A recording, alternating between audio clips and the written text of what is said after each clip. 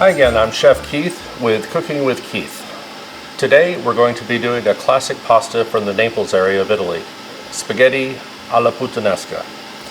It starts with anchovy and olive oil, and the anchovy is going to be completely disintegrated, so if you think you don't like anchovies, don't worry, it's just an extra layer of umami and it's going to be completely disintegrated in the sauce.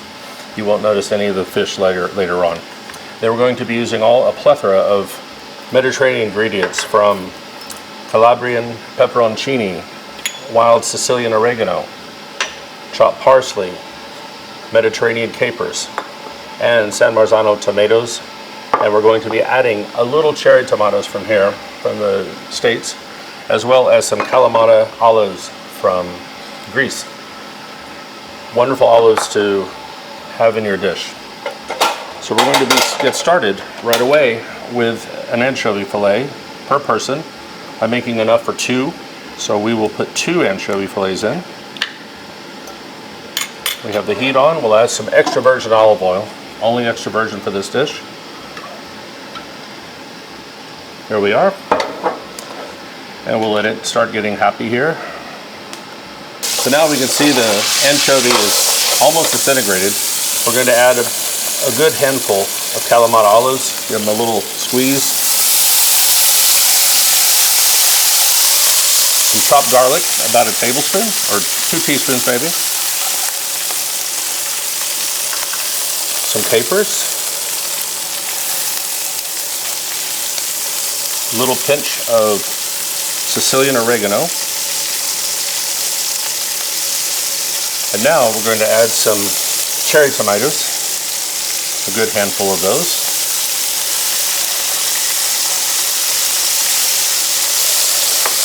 And finally, some chopped San Marzano tomatoes from Italy.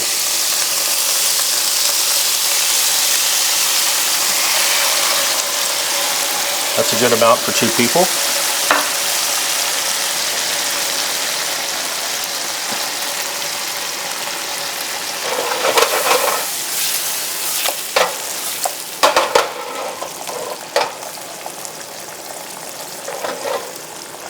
In the meantime, we're going to put in 2 servings of spaghetti.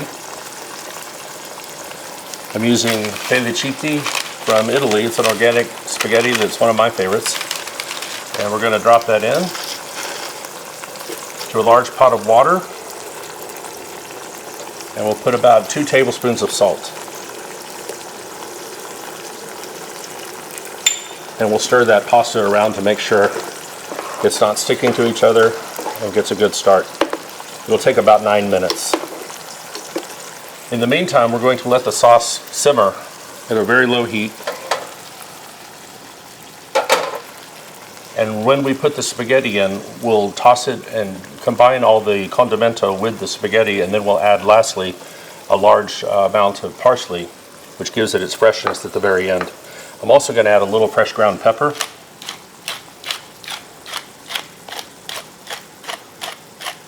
And the pepperoncini. You can put as much or as little as you like. This is a fairly spicy one, so I'm going to put maybe 1/4 teaspoon.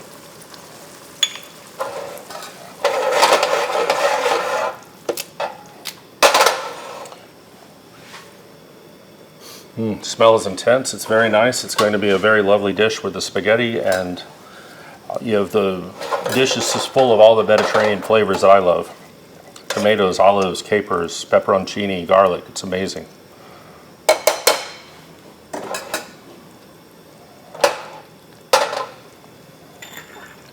So we're almost there. We're just going to check the pasta to see if it's getting close to al dente. A little hard in the middle. It needs about 2 more minutes. So now the moment we've been waiting for. The pasta's right there. We're going to simply grab it and transfer it to our pan of our Puttanesca sauce. There we have it. We're going to let it get happy, all mixed together. And one last very important step is to add a little of the pasta water. The acqua di cottura, they call it in Italy. It has the starches that slough off the pasta. It makes a wonderful lubricant and Lets everything join together and get kind of creamy, for lack of a better word, without cream. And so we'll toss that around. It looks watery right now, but in a few seconds of tossing and stirring, we'll have it helping to enrich the dish and add some nice consistency, glossy consistency. Turn the heat up just a little bit. And we'll just kind of toss it around and get it happy. And the last thing we're going to do is ensure that it's nice, not watery, and it looks like it's coming together really nice. Really nicely. So now we're going to add the last ingredient, which is our parsley. And we're going to put a generous amount. We'll mix some in, and then we'll plate and put a little on top afterwards. Parsley is really key to this dish, even though it has the capers, olives, and tomatoes. I really feel like the parsley brings it all together and adds some brightness and some green. It's just a really nice touch to the dish.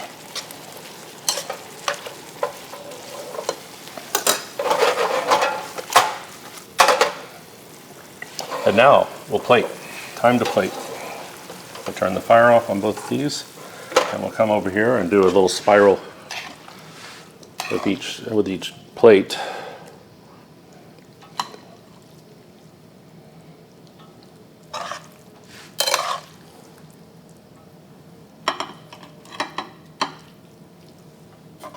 We'll spoon over the lovely, or pour over the lovely sauce and all the goodies.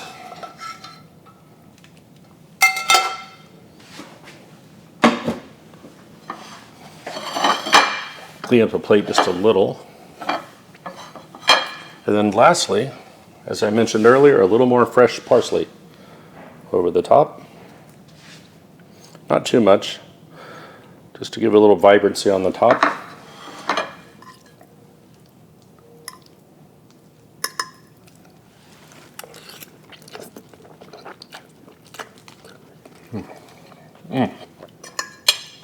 Really good intense flavors of the olives, capers, tomatoes. Really nice. Nothing is overbearing. It's all blended together really well. Everything accentuates each other, and that parsley is so bright. It's another reason you don't need cheese on this dish. You have such powerful ingredients in here, and they meld together perfectly without cheese. Cheese would, I think, interfere with this dish a lot, so you want to let the bright flavors of the Mediterranean shine through without the cheese. If I were to put a cheese on, I would use Pecorino, not Parmesan. It's more traditional in this area of Naples to use Pecorino over Parmesan, but again, I don't think it needs cheese. Bon appetit.